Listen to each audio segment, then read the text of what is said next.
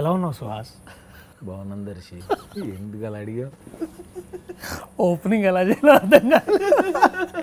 నేను ఇంకా ఇట్లా పెద్దగా ఏమన్నా ఇట్లా ఓపెనింగ్ లైక్ ఇట్లా ఇంట్రడ్యూసింగ్ సుహాస్ లాగా ఏమన్నా ఓపెనింగ్ అట్లా చేద్దాం అనుకున్నా. బట్ సరే, పాయింట్కి వస్తా నేను. జనక అయితే గనక. సో నువ్వు ఇప్పుడు జనకుడు అయ్యావు, నీకు ఎలా ఉంది జనకుడు అయిన తర్వాత? చాలా కొత్తగా ఉంది. ఏం చేయాలి అర్థం కావట్లేదు. ఇంతకుముందు నేను వైఫై కాబట్టి ఉండేది కాదు. బొడ్డోడు పుట్టిన తర్వాత కొత్తగానే ఉంది, కొంచెం భయంగా ఉంది. టైం లైన్ ఎట్లా ఉండింది అంటే, నువ్వు ఈ స్క్రిప్ట్ విన్న తర్వాత బాబు పుట్టాడు బేసిక్లీ, అంతేనా? షూట్ చేస్తున్నప్పుడు బాబు పుట్టాడు. అండ్ ఎట్లుండేది? టూ మైండ్ సెట్స్ ఉండే నీకు ఏమన్నా మధ్యలో? అంటే నీకు ఒక ఆ స్క్రిప్ట్ విని అంటే అందులో అంటే your playing that character of అసలు పిల్లలు వద్దు పిల్లలు ఇదే అని, బట్ నీ కాంట్రీలో నీ లైఫ్, నువ్వు ఇంటికి రాగానే నీకు ఇంట్లో రాగానే బాబు. సో హౌ డిడ్ యూ అంటే నీ స్టేట్ ఆఫ్ మైండ్ ఎట్లా ఉండేది బేసిక్లీ ఆ టైంకి? ప్యారలల్గా జరిగినాయి యాక్చువల్గా. ఇక్కడ షూట్లో చేంజ్ చేస్తాను, ఇంటికి వెళ్ళిన తర్వాత అది చేసేవాడిని. సో ప్యారలల్ అంటే సినిమాకి నాకు పర్సనల్ లైఫ్కి బాగా కనెక్ట్ అయిపోయింది. Okay okay. అది చాలా డిఫరెంట్. ఏంటి షూటింగ్లో అలాగే ఉంది, రియల్ లైఫ్లో కూడా ఇలాగే ఉంది. అందుకని నాకు ఎక్కువ బాగా స్పెషల్ అనిపించింది ఈ ఫిలిం. చాలా బాగుంది. నాకు ట్రైలర్, పర్సనల్గా నేను ట్రైలర్ చూసాను ఇవాళ మధ్యాహ్నం, అండ్ నాకు బాగా నచ్చింది. నాకు ఇంకో మోస్ట్ ఇంపార్టెంట్ థింగ్ ఏంటంటే, మా ఒక మిడిల్ క్లాస్ సెటప్ చూస్తే నాకు సమ్వేర్ యూ ఆల్ ఫీల్ అంటే తెలియకుండానే మనం కనెక్ట్ అవుతూ ఉంటాం. అండ్ నాకు the most connecting part is the family and definitely the actors in the trailer. నేను చూసిన మురళీ శర్మ గారు కానివ్వండి, లేకపోతే రాజేంద్ర ప్రసాద్ గారు లేకపోతే గోపరాజ్ గారు కానివ్వండి, all of this ensemble of cast is very nice. But ఏంటి, what is your most challenging part in the whole thing? Challenging part ఏం లేదు, అంటే ఫుల్ ఎంజాయ్ చేసేసాను. అవునా? ఫుల్ అందరూ పెద్ద యాక్టర్స్ ఉన్నారు, నవ్వుకుంటానే ఉన్నాను సినిమా అంతా. సో పెద్ద ఛాలెంజ్ ఏం లేదు, కానీ చాలా హ్యాపీ అనిపించింది. అబ్బా ఓకే, అందరూ మంచి యాక్టర్స్ ఉన్నారు, మంచి స్టోరీ, బాగా నవ్వుకుంటున్నాం, అందరం నవ్విస్తాం అన్న ఎగ్జైట్మెంట్ ఎక్కువ ఉంది. ఇంకా నాకు చాలా క్వశ్చన్లు ఉన్నాయి మైండ్లో, బట్ మోస్ట్ ఇంపార్టెంట్లీ నేను క్వశ్చన్ కంటే కూడా ముందు నాకు ఒక జెలసీ పాయింట్ ఉందన్నమాట. జెలసీ పాయింట్ ఏంటంటే, నువ్వు విజయ్ సేతుపతితో ఇంటర్వ్యూ చేసినావు. నాకు అది నిజంగా అంటే as much as I want to be జెలస్గా కాదు కానీ, but most importantly I felt నా ఫేవరెట్ యాక్టర్స్ ఇద్దరు ఒకే దగ్గర కూర్చొని మాట్లాడుతుంటే that pleasure was something else. అది డెఫినెట్లీ బాగా అనిపించింది. What is that one important reason ఈ కథ చెప్పుకోవడానికి? దట్ వన్ ఇంపార్టెంట్ రీజన్, అబ్బా ఇది చేయాలరా పక్క అని నీకు ఏ పాయింట్ వినగానే అనిపించింది అట్లా? ఇందులో ఒక దాని మీద కేసు వేస్తాం, అది చాలా ఇంపార్టెంట్ అదే చాలా ఎగ్జైట్మెంట్ ఇచ్చింది. అండ్ ఇంకొకటి డైరెక్టర్ రాసిన రైటింగ్, అంటే నవ్వుతానే ఉన్నాను, చాలా గట్టిగా నవ్వుకున్నాను అనమాట. ఇక్కడే విన్నాం కింద హర్షిత్ అన్న ఫోన్ చేసి కథని డార్లింగ్ అని వింటాను, నవ్వుతానే ఉన్నాను. అబ్బా భలే గట్టిగా నవ్విచ్చాడే, చేసేయాలి, అర్జెంట్గా చేసేయాలనిపించింది. మంచి అంటే ఆ కేసు వేయటం అండ్ ఆ హ్యూమర్, ఫ్యామిలీ ఎమోషన్స్, వైఫ్తో కానీ ఫాదర్తో కానీ ఫ్రెండ్తో అని వెనెల్ కిషోర్ అన్నతో కానీ బాగా ఎంజాయ్ చేశాను. అండ్ ఇంకా అంటే what are the other reasons for you to be like very excited? Like అరే ఇట్లా మొత్తం సినిమా అంతా నవ్వుకున్నాను కాబట్టి, సో మొత్తం సినిమా అంతా ఎగ్జైట్మెంట్ ఇచ్చింది. అందుకే ఆ డేరింగ్ స్టెప్ కూడా వేసి ఆ పని చేశాను. అచ్చా, బై ద వే మీరందరికీ తెలియని కొత్త విషయం ఏంటంటే, దీంతో సార్ డిస్ట్రిబ్యూటర్గా కూడా మారారు. అదేదో వాళ్ళ ఇంటి దగ్గర చుట్టుపక్కల కాదు, డైరెక్ట్ అమెరికాలోనే డిస్ట్రిబ్యూట్ చేస్తున్నారు. సో సుహాస్ ఇప్పుడు బ్యానర్ అని పెట్టావా? Fan made films. Fan made films. అందరు ఇక్కడ క్లాప్స్ కొట్టండి, ఇక్కడ క్లోజప్ వేయండి బేసికలీ. సో డిస్ట్రిబ్యూటర్గా మారావు అంటే why do you want to like distribute the film? సినిమా చూసిన తర్వాత అనిపించింది, అంటే మనకు అనిపించింది మనం తీసుకుందాం, మనకి మైండ్లో చాలా ఉంటాయి. బట్ దిల్ రాజు సార్ని అడగాలంటే ఏం అడగాలి? నాకున్న మొహమాటానికి ఏమీ అడగలేము. అది కరెక్ట్గా వాటర్ కావాలని కూడా అడగలేము. ఎలా పరిస్థితి ఏంటి, ఎలా అడిగితే ఏమనుకుంటారు, ఏంటి ఎట్లా అనుకుంటారేమో అని భయపడుతూనే అడిగాను. సరే ఒకసారి ట్రై చేద్దాం కదా అని అడిగిన వెంటనే అవునా ఓకే చేస్తావాడు అని అయితే తీసుకొని ఇమీడియట్గా ఓకే థ్యాంక్ యూ సార్. చాలా చాలా ఈజీగా అయిపోయినట్టు. ఈజీగా అయిపోయింది. అదే అందరూ అడుగుతున్నాను అంతే, ఎలా డీల్ చేసావు అని అడిగారు. ఒకసారి సార్ ఇట్లా అనిపిస్తుంది నాకు, తీసుకున్నాను ఇస్తారా అని అడిగితే ఇమీడియట్గా ఓకే అన్నారు. So super happy. వెయిటింగ్ ఆ జర్నీ ఎలా ఉంటుందని చూస్తున్నాను. బట్ నాకు అదే జర్నీ అన్నావు కాబట్టి నాకు ఇంకా బాగా గుర్తు. అంటే నాకు ఇంకా రిమెంబర్ లైక్ బిఫోర్ అంటే డబ్ స్మాష్ రోజుల్లో నువ్వు అది బాహుబలి ఇది అది చేసే చూడు కాలకే అది నిమ్డా అక్కడి నుంచి అంటే నాకు ద మోస్ట్ డిఫైనింగ్ మూమెంట్ ఏంటంటే తర్వాత నువ్వు ఆర్టిస్ట్ అదొక షార్ట్ కళాకారుడు అది. తర్వాత and another most defining moment నాకు గుర్తుండేది ఏంటంటే కలర్ ఫోటో ఆబ్వియస్లీ. అండ్ మళ్ళీ కలర్ ఫోటో నుంచి మళ్ళీ జనక అయితే గనక దాదాపు ఒక 10 years. నేనైతే చాలా క్లియర్ చేంజెస్ చూసిన అంటే as an actor the rise of Suhas. But నీకు what are the essential changes that నీకేమనిపించినాయి నీకు వ్యక్తిగతంగా? నాకేం అంటే చేంజెస్ ఏమో తెలియదు కానీ ఇప్పుడు రెమ్యునరేషన్ అని చెప్పకు తర్వాత. కాదు నాకు అడిగావు కాబట్టి నాకు ఆ జర్నీ గుర్తుకొచ్చి కొన్ని చెప్దాం అనుకుంటున్నా. మేమిద్దరం ఆయన పెళ్లి చూపులు షూటింగ్లో ఉన్నప్పుడు ఒక బబుల్ గమ్ యాడ్నా మనం తేజ్ అన్నదానికి ఒక ఆడిషన్కి వచ్చాము. రైట్, ఇద్దరం కలిపి ఒక ఆడిషన్కి ఇచ్చాము క్యారెక్టర్కి. అప్పుడు మనిషి సెలెక్ట్ అయ్యాడు ఆ క్యారెక్టర్కి. అయితే ఒక సినిమా చేస్తున్నాను పెళ్లి చూపులు అని, నాకు దాని మీద చాలా నమ్మకం ఉంది. సో మళ్ళీ ఇప్పుడు దీనికి ఇట్లా ఇచ్చి అది సినిమా చేస్తున్నాను కదా అని చెప్పి ఓకే ఓకే ఓకే అనుకున్నా. అప్పుడు సైనిమా షార్ట్ ఫిల్మ్ ఆయన ఫేమస్ అయిపోయాడు తరుణ్ భాస్కర్.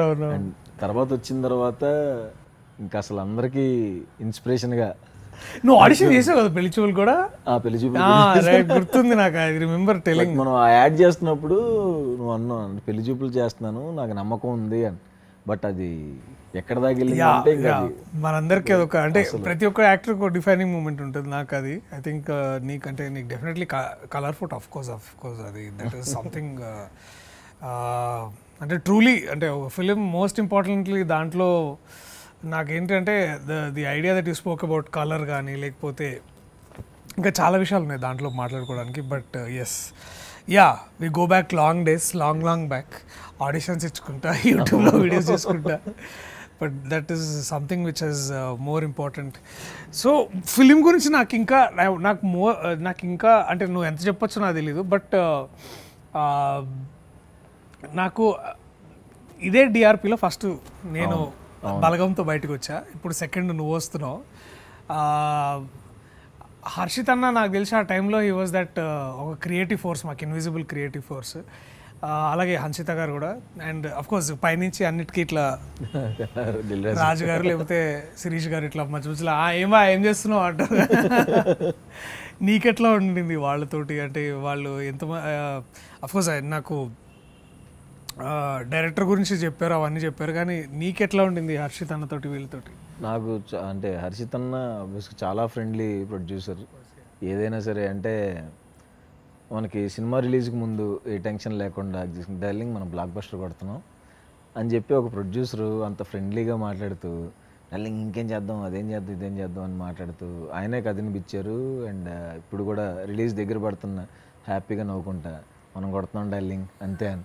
అండ్ ఇంకోటి నాకు హ్యాపీయెస్ట్ థింగ్ ఏంటంటే మన స్ట్రగ్లింగ్ డేస్ గుర్తుకొచ్చి అప్పుడు ఆడిషనప్పుడు కలిపి వెళ్ళి అదే ప్రొడక్షన్లో నువ్వు అది చేసి బలగం ఇప్పుడు నేను ఆ ఎక్స్పెక్టేషన్స్ టచ్ చేయగలనా లేదని భయం వేస్తుంది. ఇప్పుడు ఇద్దరం ఇప్పుడు ఇక్కడ అంటే కథకి డిఫరెన్స్ ఉంటుంది కాబట్టి మనం దానికి అంటే కంపారిజన్ అసలు ఎట్లాగా చేసుకోలేము. కాబట్టి నేను అనేది ఏంటంటే నాకు ద మోస్ట్ ఇంపార్టెంట్ థింగ్ ఏంటంటే ఇప్పుడు ఎస్విసిసిలో అఫ్కోర్స్ ఇప్పుడు ఒక గేమ్ చేంజర్ నడుస్తూ ఉంటుంది, అదే టైంలో ఒక బలగం కూడా నడుస్తూ ఉంటుంది. నాకు ఎందుకంటే నాకు బాగా గుర్తు, నేను గేమ్ చేంజర్ షూటింగ్కి వెళ్ళి బలగంకి వచ్చేవాడు అనమాట.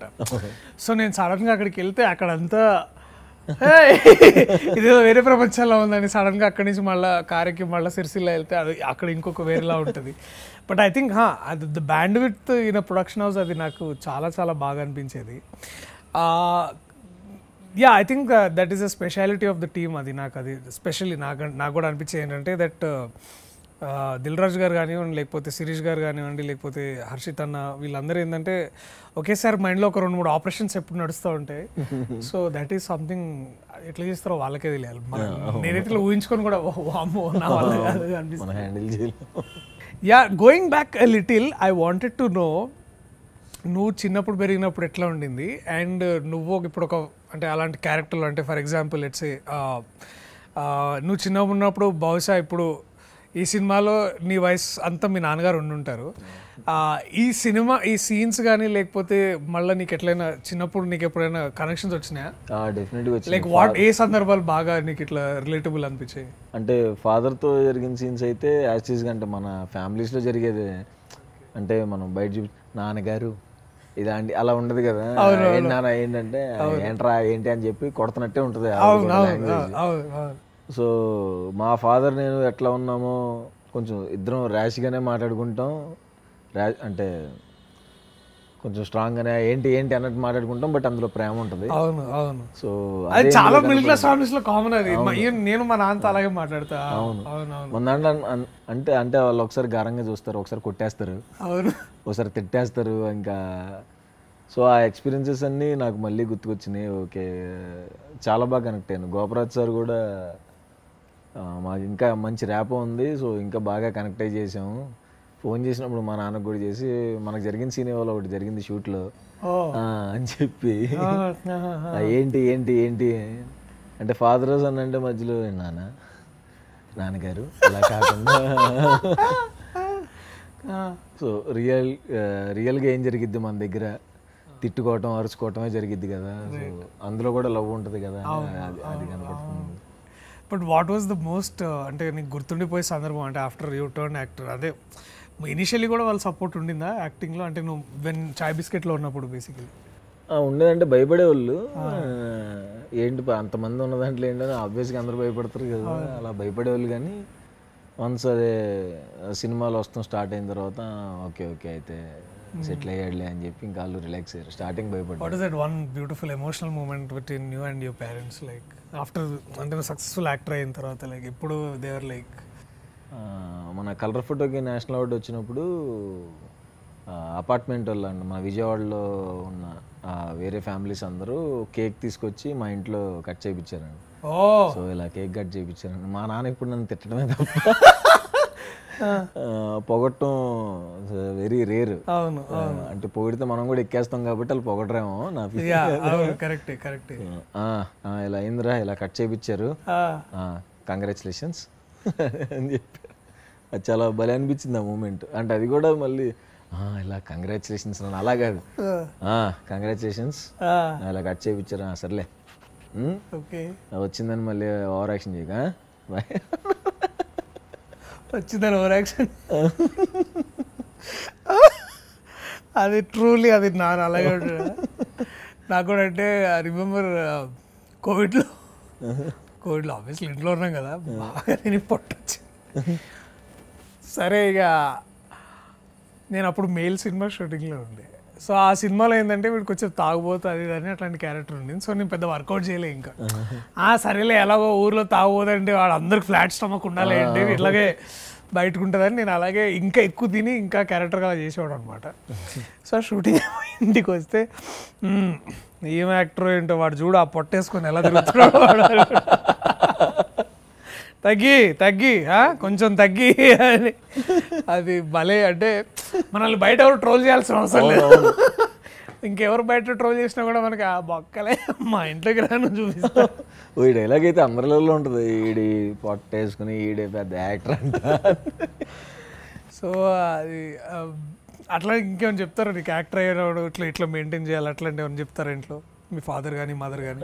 అంటే అదే నువ్వు అంటే జిమ్కి వెళ్ళి ఇలా నువ్వు బాడీ అంటే నాన్న నేను ఇప్పుడు బాడీ పెంచి నా పర్సనాలిటీకి ఏమైనా సెట్ అవుతుందా, తగ్గట్టు దానికి ఉన్న దాంట్లో చేసుకుంటాను తప్ప ఇప్పుడు నేను పెంచినా సరే నా పర్సనాలిటీకి ఏం కనపడిద్ది సరేలే కనీసం పొద్దున్నే వాకింగ్కి వెళ్ళటం అలాంటివి చెయ్యి అంటారు. బట్ నువ్వు రెగ్యులర్గా జిమ్కి వెళ్తున్నావు కదా, I think definitely I think అది మనకు తప్పదులే. అది obviously part of the job. అంటే ఎంత ఇబ్బంది ఉన్నా సరే we have to definitely work out, అది ఉంటుంది. బట్ హూజ్ యువర్ సైడ్, అమ్మనా నాన్ననా? లైక్ ఈ సినిమాలో నీకంటే నీకు బాగా ఫేవర్గా ఉండేది ఎవరు, మా అమ్మనా నాన్ననా? జనక అయితే గనకాలో వైఫ్ ఉంటుంది. ఓహో ఓకే ఓకే. అండ్ బయట రియల్ లైఫ్లో అయితే? రియల్ లైఫ్లో అయితే పేరెంట్స్ అండ్ వైఫ్ ముగ్గురు ఓకే సేమ్ రైట్. ముగ్గురు ఒకేలాగా సపోర్ట్ చేస్తారు. సో మనం చిన్నప్పటి నుంచి definitely for example Rajendra Prasad గారు కానివ్వండి, ఆయన మనం చూసుకుంటూ పెరిగాం ఆయన బేసికలీ. నేనైతే ఎప్పుడు అనుకోలే, అంటే బహుశా వీళ్ళతో ఎప్పుడైనా ఇట్లా చూస్తే సరిపోద్దనే రేంజ్ నుంచి నాకు ఈ ట్రైలర్లో బాగా నచ్చింది ఏంటంటే that there is Rajendra Prasad గారు, ఆయన జడ్జిగా కూర్చున్నారు. అండ్ ఇది ఫస్ట్ మన వారితోటి. అవును. అలాగే మురళీ శర్మ గారు కూడా అఫ్కోర్స్ నేను అప్పుడు చిన్నప్పుడు అతిథి సినిమా చూసి ఎవడరా వీడు ఇలా ఉన్నాడు అని తేడాగా, అంటే డ్యూ రెస్పెక్ట్ మురళీ శర్మ గారు, బట్ ఆయన దాంట్లో కైజర్ అనే క్యారెక్టర్ చేసి అసలు ఇంత సైకో ఏంట్రా అన్నట్టు అది ఉంటుంది అతిథి సినిమాలో. అలాగే రాజేంద్ర ప్రసాద్ అంటే is a legend by himself. I feel అంటే ఇప్పుడు అంటే నాకు ట్రైలర్ ఎండ్లో బేసికలీ నాకు తెలిసి ఏంటంటే అది ఇంకా చాలా ఎక్కువ ఉంటుంది, ఎందుకంటే అదేదో ఒక పెద్ద కేసును ఫైట్ చేస్తున్నావు అని అనిపించింది. 2 things ఒకటి అడగాలి ఏంటంటే, ఒకటి ఏంటంటే ఇలాంటి కేసును ఫైట్ చేస్తున్నప్పుడు కథలో ఎస్పెషల్లీ పేరెంట్స్ సపోర్ట్ కానీ వాళ్ళది ఎట్లుంది అనేది ఒకటి. తర్వాత నువ్వు డెఫినెట్లీ బోన్లో నించొని మురళీ శర్మ గారితో అలాగే రాజేంద్ర ప్రసాద్ గారితో ఉన్నప్పుడు ఏం నేర్చుకున్నావు? అంటే ఫస్ట్ టైం కాబట్టి 2 things I wanted to know. నాకు ఫస్ట్ టైం అంటే రాజేంద్ర ప్రసాద్ గారు అంటే ఆబ్వియస్గా నాకు ఏప్రిల్ 1 విడుదల ఆల్ టైమ్ ఫేవరెట్. అంటే ఆయన అన్ని మనం జనరల్గా యూట్యూబ్లో కూర్చుంటే రాజేంద్ర ప్రసాద్ గారి మూవీస్ అని సెర్చ్ చేస్తాం ఎప్పుడైనా ఖాళీ కూర్చుంటే. సో చాలా క్వశ్చన్లు ఉంటాయి కదా, అడగొచ్చా సీనియర్ యాక్టర్ ఏమైనా అంటారో ఏంటో అని ఒక భయం ఉండేది. వచ్చిన వెంటనే ఆయన వచ్చి మాట్లాడిన వెంటనే ఫస్ట్ మన దగ్గర ఉన్నవన్నీ కక్కేసాను. సార్ ఆ డైలాగు ఈ డైలాగు ఇది ఆ సినిమాలో ఈ డైలాగు భలే ఉంటుంది సార్, అది సార్ ఇది సార్ ఇది సార్ అని చెప్పి మొత్తం కక్కేసాను. ఆయన కూడా చాలా ప్రేమగా చూసుకునేవారు, లంచ్కి పిలిచేవాళ్ళు, పెట్టేవాళ్ళు. తర్వాత ఇది ఇట్లా చేస్తే బాగుంటుంది అని చెప్పేవారు. నేనేమో అప్పుడు ఆ పాత సార్ అప్పుడు ఎలా ఉండేది సార్ ఇట్లా, అది మీ ఇంప్రూవైజనే కదా సార్, అది రైటర్ రాయలేదు పక్కా మీదే కదా సార్, ఇంప్రూవైజ్ చేశారు కదా సార్ ఇలా అడిగేవాళ్ళని. అండ్ ఆయన కూడా చాలా బాగా ఓపిక్గా చెప్పేవాళ్ళు ఆన్సర్స్. అండ్ మురళీ శర్మ గారితో నాకు మాట్లాడాను, ఆయనతో కూడా కొంచెం ఎందుకు భయం వేసింది మాట్లాడాలంటే. అండ్ వెన్నెల కిషోర్ అన్నది సినిమాలో సినిమా చూసిన తర్వాత అయితే అందరూ వెన్నెల కిషోర్ అన్న గురించి చాలా గట్టిగా మాట్లాడుకుంటారు ఈ సినిమాలో. డెఫినెట్లీ ఆయన ఎక్కడున్నా సరే అది బేసికల్లీ అది అక్కడ స్పేస్ ఉండదు, కానీ ఆయన తీసేసుకుంటాడు ఒక్కోసారి అవసరం అయితే. అసలు చాలా కంట్రోల్ చేసుకున్నాడు. అమ్మ బాబోయ్ వీళ్ళ ముందు పర్ఫామ్ చేయటం ఇంత కష్టమా, నవ్వు కంట్రోల్ చేసుకుని చేయటం అంటే ఇంత కష్టమా అని. ప్రభాస్ సీన్ అన్న, వెన్నెల కిషోర్ అన్న, రాజేంద్ర ప్రసాద్ గారిది వాళ్ళ ముగ్గురిది నేను చాలా బాగా ఎంజాయ్ చేశాను. మంచి అంటే వాళ్ళ ముందు ఎలా ఉండాలో మనకు అర్థం కాదు, ఒక దగ్గర నుంచి బాబాయ్ ఫస్ట్ టైం అంతమంది ఆర్టిస్టులతో చేస్తున్నాము ఎలా ఉంటుంది ఏమంటారు అని ఒక భయంతోనే చేశాను. బట్ ఎంజాయ్ చేశాను, నన్ను వాళ్ళు ఫ్రీ కంఫర్టబుల్ చేశారు. ఓకే. అండ్ ఎన్ని రోజులు ఉండే జనరల్లీ వాంటెడ్ టు క్యూరియస్, ఎందుకంటే కోర్ట్ ఎపిసోడ్ ఎన్ని రోజులు షూట్ చేశారు? కోర్ట్ ఎపిసోడ్ ఒక 15 days to 20 days చేశారు, ఇంకా ముందే అయినట్టుంది. మొత్తం టోటల్ సినిమా అయితే 47 daysలో అయిపోయింది. Wow, super.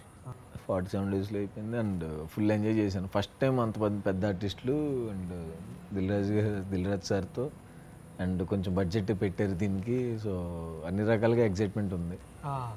ఎందుకంటే సందీప్ని చూస్తుంటే నాకు ఇట్లా అంటే ఇట్లా చాలా సీరియస్గా మనిషి, చాలా ఏదో ఆలోచిస్తున్నట్టు ఇప్పుడు. అంటే అఫ్కోర్స్ డైరెక్టర్ చాలామంది అలాగే ఉంటాడు, కానీ ఆ ట్రైలర్ చూస్తే మాత్రం the whole fun was there. But అంటే సందీప్ ఈ పాయింట్ చెప్పినప్పుడు నీకు చేయాలని గట్టిగా అనిపించింది అంటే, because that's a very entertaining film అది అని. అండ్ జనరల్లీ ఒక్కోసారి ఏంటంటే నేను కొన్నిసార్లు ఇప్పుడు డార్లింగ్ సినిమా చేసినప్పుడు నేను ఆ డైరెక్టర్ని కాపీ కొట్టేవాడు అనమాట కొన్నిసార్లు.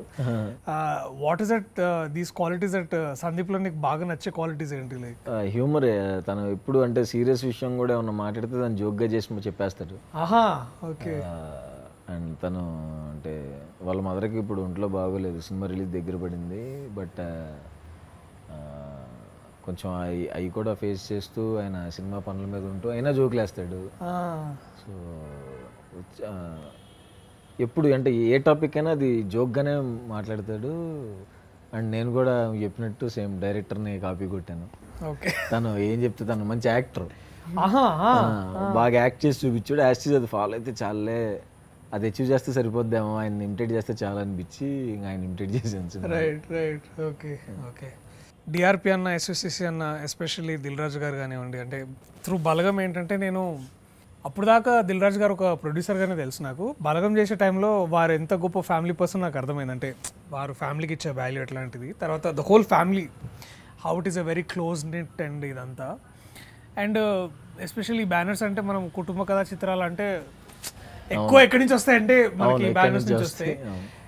నాకైతే చూడడానికి రీజన్ ఉంది, బట్ నీ ఫ్యాన్స్కి, నువ్వు యుఎస్లో ఉన్న నీ ఆడియన్స్కి వీళ్ళందరి సినిమా చూడాలంటే why should they watch Janaka Aithe గనక?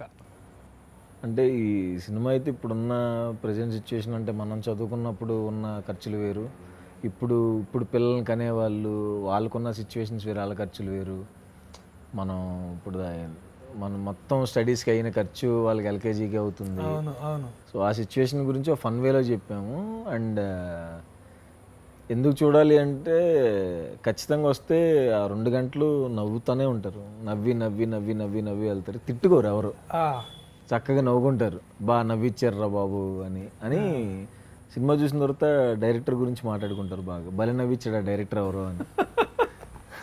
వెరీ హ్యాపీ సుహాస్, నువ్వు కిలో వర్క్ చేస్తున్నాను. Very looking forward to Janaka Aithe గనక. అండ్ నీకు మీ టీం అందరికీ ఒక సూపర్ డూపర్ బ్లాక్ బస్టర్ రావాలి. నువ్వు కూడా ఈ సినిమాతో ఒక 100 crores కొట్టాలని నేనైతే అబ్సల్యూట్లీ, సరే ఓకే బై 120 crores కొట్టాలని. నేను అసలు షూటింగ్ నుంచి వచ్చి మళ్ళీ పొద్దున్న షూటింగ్ ఉండి వచ్చినందుకు థ్యాంక్స్. ఫ్రెండ్స్కి మాత్రం చేయొచ్చు. So all the very best మామా. Thank you. Do very well, do fantastic and all the very best. Looking forward. నాకు మాత్రం ఫ్రీగానే టికెట్లు అయ్యే బాబు.